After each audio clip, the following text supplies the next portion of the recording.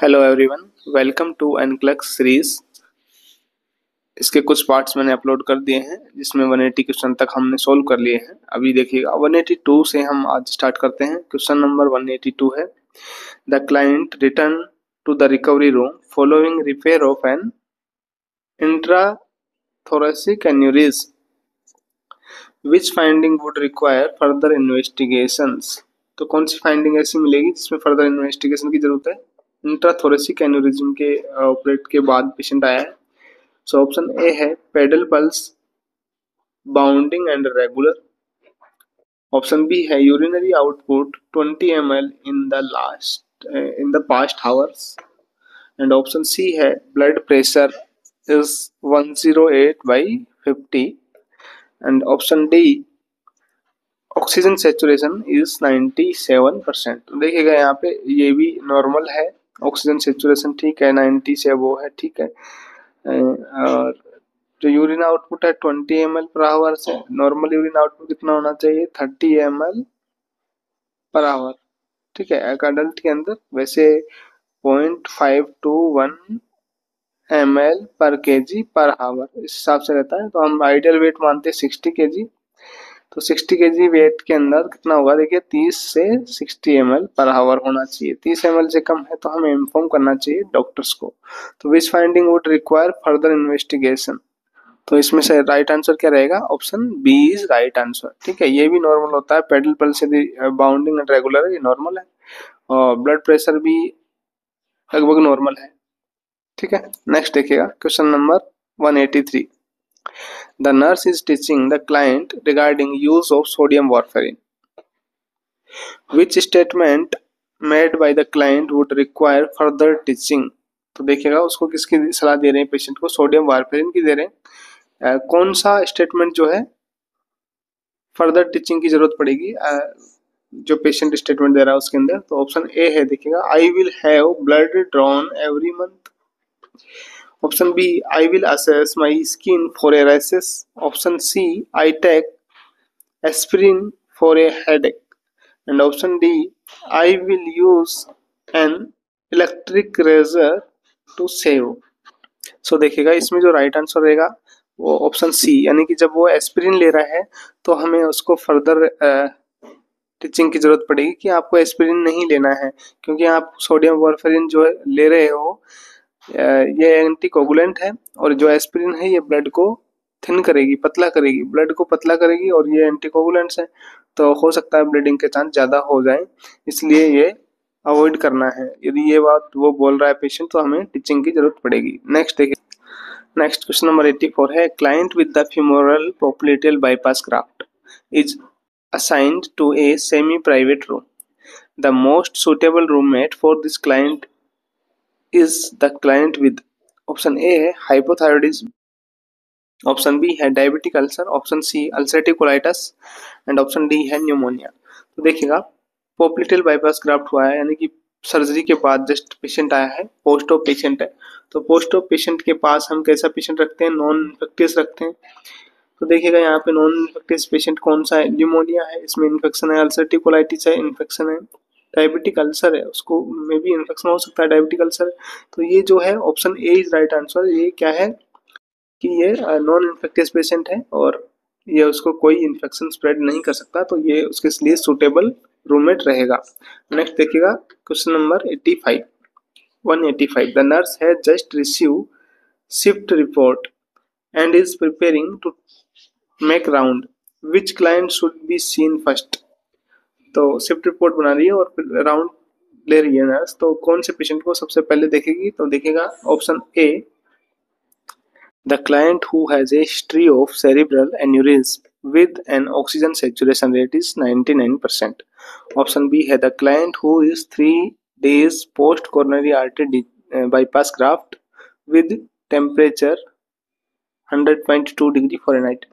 Option C, the client who has admitted 1 hour ago with shortness of breath. And option D, the client who has been prepared for discharge following femoral popliteal bypass graft. सबसे पहले किसको देखेंगे? देखिए ये तो discharge के लिए plan किया गया है, तो मतलब ये तो नॉर्मल पेशेंट है, तो इसको नहीं देखेंगे। ऑप्शन ए देखिएगा, यहाँ पे 99% सेचुरेशन है, ठीक है पेशेंट। ठीक है, इसको नहीं देखेगी। The client who has 3 days post of patient है, जिसको हो सकता है माइल्ड फीवर है, तो पोस्ट ऑफ, तो इसको बाद में देख सकती है, क्योंकि सबसे पहले देखेंगे शॉर्टनेस ऑफ ब्रीथ हो रही है तो इसको, यानी कि इसके लिए हम A B C क्राइटेरिया देखते हैं। एयरवे, सबसे पहले एयरवे वाले पेशेंट को देखा जाता है जिसका एयरवे ब्रीथिंग से प्रॉब्लम हो रहा है, उसके बाद सर्कुलेशन वाले पेशेंट को देखा जाएगा। तो यहाँ पे राइट आंसर रहेगा option C. Next question number 186, the doctor has ordered anti thrombolytic stocking to be applied to the legs of the client with peripheral vascular disease. The nurse know that the proper method of applying the stocking is, तो proper method क्या है stocking apply का, देखिएगा उसको peripheral vascular disease है और उसको क्या प्रिस्क्राइब किया गया है, एंटी थ्रोम्बोलिक स्टोकिंग किया गया है। ठीक है, तो उसको कब पहनना चाहिए, देखिएगा ऑप्शन ए है before rising in the morning, option be with the client in a standing position, option C after bathing and applying powder, and option D before retiring in the evening। तो देखिए जब वो evening में आएगा तो peripheral oedema ज़्यादा हो सकता है, तो बिफोर रिटायरिंग इवनिंग नहीं होगा, है ना। And with the client with the standing position, ये भी नहीं होगा। तो इसमें राइट आंसर क्या रहेगा आपको, before rising in the morning, यानी कि मॉर्निंग में जैसे उठता है उससे पहले उसको अप्लाई करना चाहिए, ये इसका राइट मेथड है, प्रॉपर मेथड है अप्लाई करने का। ठीक है, next question number 187, the nurse is preparing the client with an axillopopliteal bypass graft for discharge, the client should be taught to avoid. तो देखिएगा एक पोस्ट ऑफ पेशेंट है जिसको डिस्चार्ज करना है ना, उसका क्या ऑपरेट हुआ है, एक्सिलोपोप्लिटल बाईपास ग्राफ्टिंग हुई है उसकी, तो उसको क्या टीच करेंगे उसको, क्लाइंट को should be taught to avoid, क्या चीज अवॉइड होनी चाहिए उसके लिए, तो ऑप्शन ए है using a recliner to rest, option B resting in supine position, option C sitting in a straight chair, and option D sleeping in right Sims position. तो कौन सी चीज अवॉइड कराएंगे, तो देखिएगा इसमें जो राइट आंसर रहेगा वो क्या रहेगा आपका, sitting in a straight chair, यानी कि सिटिंग, यदि स्ट्रेट चेयर पे सिटिंग होगा तो ये अवॉइड करवाया जाएगा उसमें। ठीक है, क्योंकि पोप्लिटल बाईपास ग्राफ्ट है, ये फेमोरल जो ग्राफ्ट है उसको अफेक्ट कर सकता है, इसलिए ये अवॉइड करते हैं। बाकी रेस्टिंग इन सुपाइन पोजीशन उसको एडवाइज करते हैं, ये एडवाइज करते हैं उसको, ये भी एडवाइस करते हैं, और स्लीपिंग राइट सिम्स पोजीशन ये भी एडवाइस करते हैं। तो राइट आंसर इसमें ऑप्शन सी रहेगा। Next question 188, while caring for the client with hypertension, hypertension का पेशेंट है, the nurse note that the following vital signs, BP है उसका 140/20, पल्स है उसका 120, respiration 36, temperature 100.8 degree Fahrenheit, the nurse initial action should be to do. तो सबसे पहले इनिशियल एक्शन क्या रहेगा नर्स का, option A call the doctor, option B recheck the vital sign, option C obtain arterial blood gas, option D obtain an ECG. तो देखिएगा इसमें, देखिएगा आपका, देखिए सिस्टोलिक प्लस ब्लड प्रेशर 140 है बट डायस्टोलिक 20 है, यानी कि पल्स प्रेशर जो है बहुत वाइड है। ठीक है, और टेकिकार्डिया भी है इसमें, हार्ट रेट ज़्यादा है, पल्स ज़्यादा है, रेस्पिरेशन भी ज़्यादा है, टेकिपिनिया भी है। तो हमें इस सिचुएशन के अंदर क्या करना चाहिए, इन्फॉर्म करना चाहिए डॉक्टर्स को, क्योंकि इसमें सभी चीज़ बढ़ी हुई है। देखिएगा यहाँ की पल्स प्रेशर भी बढ़ा हुआ है, रीचेक करना वाइटल साइन तो टाइम कंज्यूमिंग रहेगा, और एबीजी और ईसीजी ये डॉक्टर एडवाइस करेगा, उसके बाद में हम करेंगे। तो सबसे पहला जो आंसर रहेगा उसमें option A. Next 189, the nurse is caring for the client with peripheral vascular disease, क्या है उसको, पेरिफेरल वास्कुलर डिजीज है। To correctly assess the oxygen saturation level, the monitor में बी प्लेस्ड ऑन द, कहाँ पे place करेंगे monitor, option A है abdomen पे, option B ankle, option C earlobe, option D chin. उसको पेरिफेरल वास्कुलर डिजीज है, हमें ऑक्सीजन सेचुरेशन असेस करना है। तो देखिए सबसे रिलायबल साइट इसके लिए क्या रहेगी, यहाँ पे एब्डोमेन तो लगाएंगे नहीं, एंकल पे नहीं लगाएंगे, चिन पे नहीं लगाएंगे, तो ईयरलॉब लगाता, वैसे हम किस पे लगाते हैं, फिंगर्स पे लगाते हैं, और फिंगर्स पे पेरिफेरल वास्कुलर डिजीज में भी थोड़ा इफेक्ट हो सकता है, सिचुएशन एग्जैक्ट नहीं आ सकता। तो यहाँ पे ये ऑप्शन भी गलत दे रखे हैं और बाकी के, तो यहाँ पे क्या आएगा, ईयरलॉब। देखिएगा डाल्टाफेरिन हैज, जिसको प्रेगमेन भी बोलते हैं, has been ordered for the client with pulmonary embolus, which statement made by the graduate nurse indicate inadequate understanding of the medication। तो कौन सा स्टेटमेंट ऐसा इंडिकेट करेगा कि इनएडिक्वेट अंडरस्टैंडिंग है नर्स की? तो ऑप्शन ए देखिएगा, I will administer the medication before meal. Option B, I will administer the medication in the abdomen. Option C, I will check the PTT, यानी कि एपीटीटी भी बोल सकते हैं इसको, activated partial thromboplastin time, before administrating the medication. Option D है, I will not need to aspirate when I give dalteparin. तो ये डेल्टापेरिन क्या होता है देखिएगा, ये लो मोलिकुलर वेट हेपेरिन होता है एक तरीके से। तो इससे पहले जब ये देते हैं तो उससे कौन सी अंडरस्टैंडिंग जो इंडिकेट करेगी कि वो इनएडिक्वेट अंडरस्टैंडिंग है नर्स की? तो ये देखिएगा यहाँ पे कि इसको देने से पहले हमें एपीटीटी करना होता है, पीटीटी करना होता है, यानी कि करना चाहिए, बिल्कुल ये भी राइट आंसर है। आई विल, मतलब ये राइट ऑप्शन है। I will not need to aspirate when I give, तो देखिएगा ये जब इंजेक्शन देते हैं हम, ये सबक्यूटेनियस देते हैं, तो सबक्यूटेनियस देने से पहले देते हैं तो हमें क्या करना है, एस्पिरेट करने की जरूरत नहीं होती है, ठीक है। और ये देखिएगा एब्डोमेन में इंसर्ट कर सकते हैं, हाँ बिल्कुल एब्डोमेन में इंसर्ट कर सकते हैं, ये भी सही है। तो ये तीनों ऑप्शन सही है। ये बोल रहा है कि इनएडिक्वेट अंडरस्टैंडिंग कब होगी, तो बिफोर मील देने की कोई जरूरत, ऐसा कोई जरूरी नहीं है कि इस मेडिकेशन को हमें बिफोर मील ही देना है। तो ये एक क्या करता है, इनएडिक्वेट अंडरस्टैंडिंग को डिनोट करेगा। तो इसका राइट आंसर रहेगा वो क्या रहेगा, ऑप्शन ए रहेगा, ठीक है। यहाँ पे देखिएगा हम एक चीज याद कर सकते हैं, WEPT, यानी कि इसके ये एक मेनोमिनिक्स है, इसमें का मतलब है वारफेरिन। वारफेरिन क्या करता है, एक्सटर्नल पाथवे जो है क्लोटिंग का उसको बंद करता है, और इसमें क्या चेक करते हैं हम, प्रोथ्रोम्बिन टाइम चेक करते हैं, ठीक है। जबकि हेपेरिन यदि देंगे तो उसमें क्या चेक करेंगे, एपीटीटी करते हैं, ठीक है, एपीटीटी, और इसमें PT INR.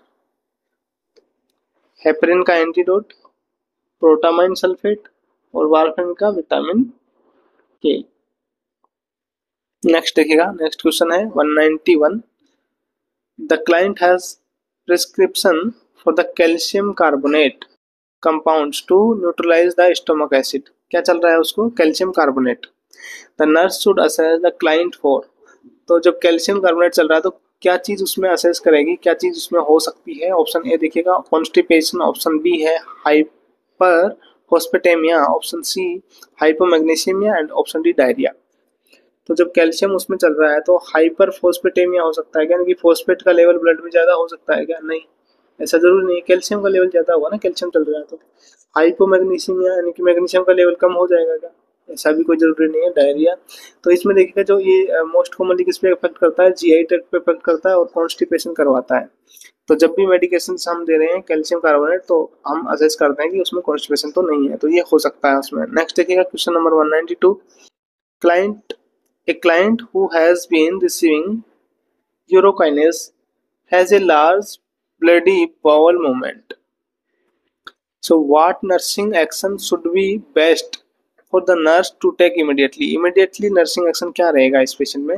Option A, administer vitamin K IM। Option B, discontinue the urokinase। Option C, reduce the urokinase and administer heparin। Option D, stop the urokinase, notify the physician and prepare to administer Amicare। तो देखिएगा इसमें जो right answer रहेगा, सबसे पहले ऐसा, ये क्या है, यूरोकाइनेज क्या है, एंटीकोगुलेंट्स है। जब एंटीकोगुलेंट चल रहा है उस पेशेंट के अंदर तो उसके अंदर क्या है, लार्ज ब्लडी बाउल मूवमेंट आ रहे हैं, यानी कि ब्लड बाउल के साथ ब्लड आ रहे हैं। तो हमें क्या करना है, सबसे पहले इसको स्टॉप करना है यूरोकाइनेज को, नोटिफाई करना है फिजिशियन को, एंड प्रिपेयर करना है टू एडमिनिस्टर एमिकेरिन। तो option D is right answer रहेगा इसमें। नेक्स्ट क्वेश्चन नंबर 193 है, which of the following best describe the language of 24 month old, यानी कि 2 साल के बच्चे के अंदर बेस्ट डिस्क्राइब क्या है लैंग्वेज का, ठीक है। ऑप्शन ए है doesn't understand yes and no, and option B understand the meaning of word. Option C able to verbalise needs, and option D continuously ask why to most topics. So देखिएगा इसमें continuously वो ask करेगा Y Y, क्यों ऐसा क्यों, तो ये ज़्यादा एज वाले बच्चों में होता है तो इसमें नहीं होगा। एंड ऑप्शन ए देखिएगा यहाँ पे दे रखा है B, understand the meaning of words. तो मीनिंग थोड़ा बहुत वो करेगा, और यस एंड नो को वो पहले ही अंडरस्टैंड करने लग जाएगा, 2 साल से पहले ही। तो यहाँ के अंदर जो बेस्ट डिस्क्राइब करेगा इसके अंदर 2 साल का बच्चे के अंदर जो लैंग्वेज को, वो रहेगा ऑप्शन सी, यानी कि एबल टू वर्बलाइज नीड्स। तो option C is right answer रहेगा। ठीक है, नेक्स्ट देखिएगा question number 194। The term of cognitive development a 2 years old would be expected to. तो कॉग्निटिव डेवलपमेंट्स में 2 साल के बच्चे के अंदर क्या एक्सपेक्टेड होगा? Abstract thinking, option B use magical thinking, option C understand conservation of matter, and option D see things of perspective of other. देखिएगा कॉग्निटिव डेवलपमेंट है बच्चे के अंदर, 2 साल के बच्चे के अंदर, तो उसमें क्या यूजुअली रहेगा? तो ऑप्शन बी यानी यूज मैजिकल थिंकिंग। उसके अंदर मैजिकल थिंकिंग्स रहेगी, यानी कि जैसे बियर है, उसको रियल बियर समझेगा, है ना, जो आर्टिफिशियल बियर है उसको वो रियल बियर समझेगा 2 साल के अंदर, तो वो रहेगा मैजिकल थिंकिंग उसके अंदर। एब्स्ट्रैक्ट थिंकिंग जो रहेगी ये बाद में लेटर डेवलप होगी, और बाकी के ये सब बाद में डेवलप होंगे। तो इसमें राइट आंसर ऑप्शन बी रहेगा। नेक्स्ट देखिए question number 195। The nurse is ready to being an exam on a 9 month old infant। The child is sitting in his mother's lap. ठीक है, बच्चा मदर की गोद में। What should the nurse do first? तो सबसे पहले क्या असेस करेंगे? Option A check the Babinski reflex, option B listen the heart and lung sound, option C palpate the abdomen, option D check the tympanic membrane. तो सबसे पहले जो nurse assess करेगी तो वो सबसे पहले हार्ट और जो साउंड है लंग्स की उसको असेस करेगी, उसको सुनेगी, क्योंकि ये सब बाबिन्स्की रिफ्लेक्स पहले चेक करेगी या पाल्पेट करेगी एब्डोमेन, तो बच्चा क्या करेगा, क्राई करने लग सकता है और बाद में वो हार्ट एंड लंग साउंड सुनने नहीं देगा, यानी कि उसकी एक्टिविटी भी बढ़ जाएंगी और सही एक्यूरेट नहीं आएंगी। इसलिए हमें सबसे पहले क्या करना है, listening the heart and lung sound, यानी option B is right answer. Next question number 196। Which of the following example represent parallel play? तो यहाँ पे पैरेलल प्ले जो है उसको रिप्रेजेंट कौन सा एग्जाम्पल करता है? ठीक है, ये प्ले का क्वेश्चन है। तो ऑप्शन ए है jenny and Tommy share their toys, वो अपने एक दूसरे के टॉयज को शेयर करते हैं। Option B Jamie play with his car beside Mary who is playing with her doll, जो अपनी डॉल से खेल रही है उसके साथ में वो क्या कर रहा है, अपनी कार से खेल रहा है। ऑप्शन सी है Calvin play a game of Scrabble with Kathy and Sue. Option D Mary play a hand held game while sitting in her mother's lap. तो इसमें देखिएगा पैरेलल प्ले का एग्जांपल पूछा। यहाँ पे देखिएगा हम जो गेम्स हैं, जो प्ले हैं बच्चों के, उसको याद करने के लिए एक मेनोमेनिक्स है स्पाइका, SPICA। एस मतलब होता है सोलिटरी प्ले, ठीक है, पी मतलब होता है पैरेलल प्ले, और आई मतलब इमेजिनरी प्ले होता है। ठीक है, इमेजिनरी प्ले, या फिर इसको हम इमेजिनरी को कोऑपरेटिव प्ले भी कहते हैं। ठीक है, कोऑपरेटिव प्ले। फिर है C competitive play, C means competitive, competition वाला competitive play, and A means है एथलेटिक एक्टिविटीज, एथलेटिक एक्टिविटीज। तो यहाँ पे देखिए जो सोलिटरी प्ले होता है, सोलिटरी प्ले जो होता है वो प्रेजेंट होता है किसमें, इन्फेंट्स में, जो बच्चे देख के ही उसको खेलते हैं। तो यहाँ पे डी देखिएगा हैंड हेल्ड गेम से खेल रही है, तो ये किसका एग्जाम्पल है, सोलिटरी प्ले का एग्जाम्पल है।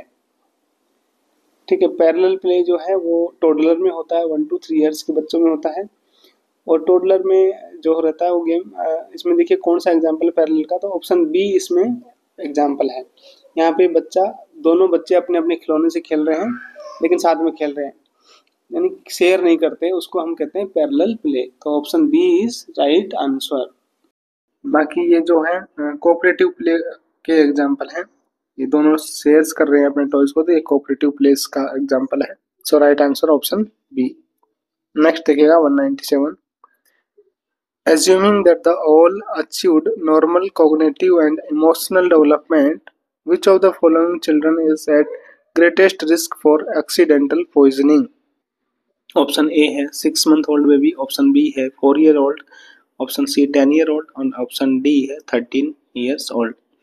तो ज़्यादा चांस किसमें है एक्सीडेंटल पॉइजनिंग के? तो इसमें राइट आंसर रहेगा ऑप्शन बी, यानी कि 4 ईयर्स का जो बच्चा है उसमें ज़्यादा रिस्क रहता है एक्सीडेंटल पॉइजनिंग का। 6 मंथ का बच्चा बहुत छोटा रहता है, तो इतना मोबाइल नहीं होता है, इतना नहीं जा पाता है, तो वो नहीं, इसमें इतनी रिस्क नहीं होती है। नेक्स्ट 10 ईयर्स बच्चा जो है वो मोबाइल होता है, लेकिन वो थोड़ा अंडरस्टैंड करता है, चीज़ों को समझता है। 13 ईयर्स ओल्ड बच्चा काफ़ी बड़ा हो जाता है। 4 साल का जो बच्चा है वो क्या है, बहुत ही मोबाइल होता है और वो उसके अंदर ग्रेटेस्ट रिस्क रहती है एक्सीडेंटल पॉइजनिंग की। नेक्स्ट देखिए 198। An important intervention is monitoring the dietary compliance of the client with bulimia is. देखिएगा यहाँ पे option A allowing the client privacy during meal time, option B है praising her for eating all her meal, option C observing her for 1 to 2 hours after meal, option D encouraging her to choose food she like and to eat in moderation। तो bulimia patients क्या है, foods खाना नहीं लेते हैं, mostly females के अंदर ये होता है। तो इसके अंदर क्या डाइटरी कॉम्प्लेंस मॉनिटरिंग करेंगे, देखिएगा इंटरवेंशन जो रहेगा वो क्या रहेगा, यानी कि हमें ऑब्जर्व करना है 1 to 2 hours आफ्टर मील।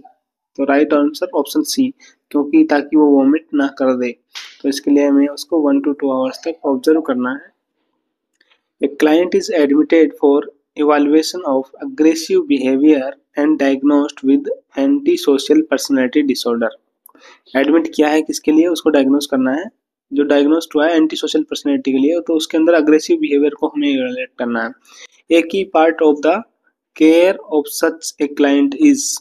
तो देखिएगा ऑप्शन ए है setting realistic limits, option B encouraging the client to express remorse for the behavior, option C minimizing interactions with other clients, and option D encouraging the client to act out feeling of rage। तो इस type के patients के लिए देखिएगा anti social personality disorder वाले patients के लिए जो अग्रेसिव बिहेवियर है उनका, तो उनके लिए जो एक की पार्ट होना चाहिए केयर का, उसके अंदर क्या सेट करना चाहिए हमें, सेटिंग द रियलिस्टिक लिमिट्स। उसके अंदर जो रियलिस्टिक लिमिट्स है उनको सेट करना चाहिए। तो option A is right answer. Next and last question है the client with diagnosis of passive aggressive personality disorder is seen at the local mental health clinic. A common characteristics of person with passive aggressive personality disorder is. तो देखिएगा इसका common characteristic feature क्या है passive aggressive personality disorder का, तो option A है superior intelligence, option B underlying hostility, option C dependence on other and option D ability to share feelings. तो देखिएगा अग्रेसिव पर्सनैलिटी है उसकी, पैसिव है लेकिन मीन्स एक्टिव नहीं है, तो उसके अंदर कैसी क्या रहेगा, एक अंडरलाइंग हॉस्टिलिटी रहेगी। हॉस्टिलिटी मतलब एक द्वेष यानी शत्रुता जो रहेगी वो अंडरलाइंग हॉस्टिलिटी रहेगी। Option B is right answer रहेगा इसमें। ठीक है, thank you for watching the video and channel को लाइक एंड सब्सक्राइब कीजिएगा। मिलते हैं नेक्स्ट पार्ट में, तब तक के लिए बाय बाय।